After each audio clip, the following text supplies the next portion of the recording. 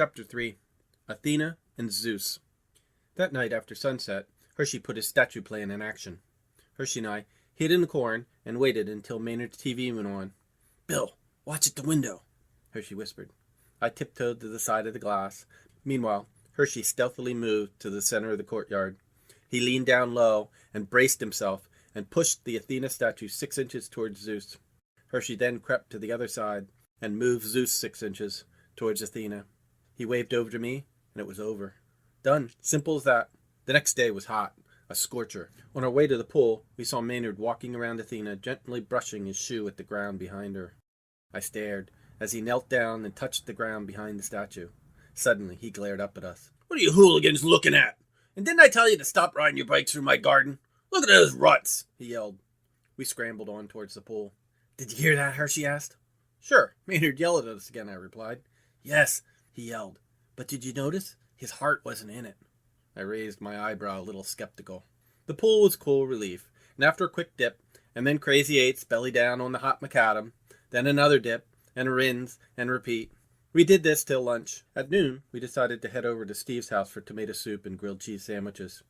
As we walked to our bikes parked behind the pool house, I was figuring to myself that I'd skip the soup, but gobble up those grilled cheeses. I hopped on my swing bike and tried to pedal. What? I looked down. My tires were flat again. "Guys, guess what?" I asked, turning towards Steve and Hershey. But they already knew. We all had flat tires. Same as last time. No holes. Just no air.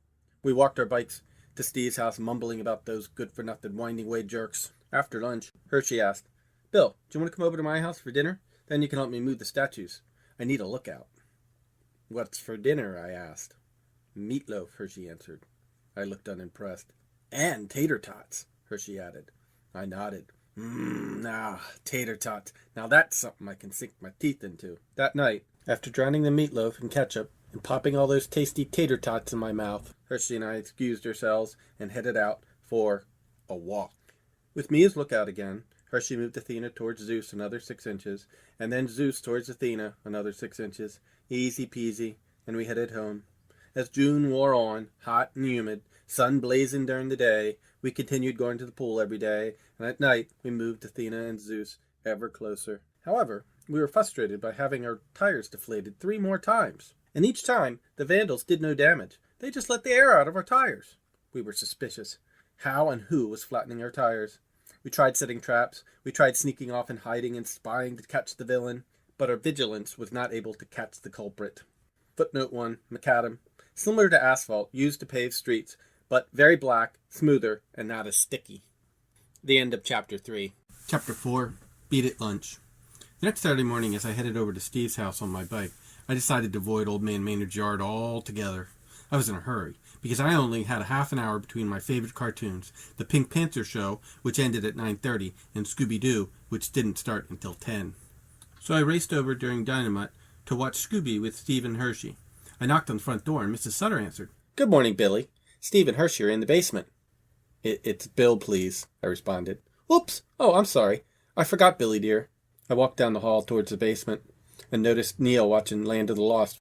Why aren't Steve and Hershey watching Scooby, I wondered.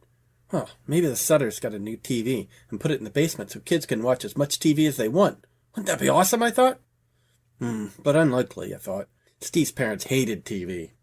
I descended the steps to the basement and found Steve and Hershey in the chemistry lab with Steve's older brother, Carl. I narrowed my eyes, annoyed.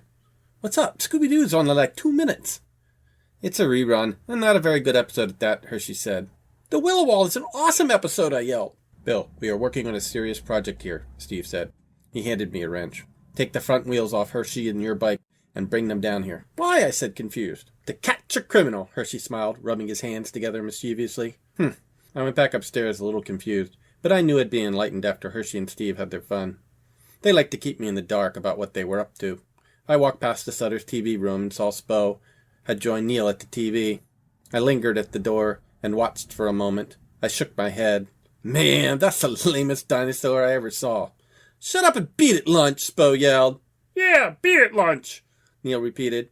"Hey, Runts, don't call me Lunch," I growled, but as I did, Mrs. Sutter came out of the kitchen and looked at me disapprovingly. I lowered my eyes and said, "Sorry, Mrs. Sutter," as I passed. The end of Chapter 4. Hershey, Bill, and Big Froggy on a routine pool excursion till the greatest prankster ever known.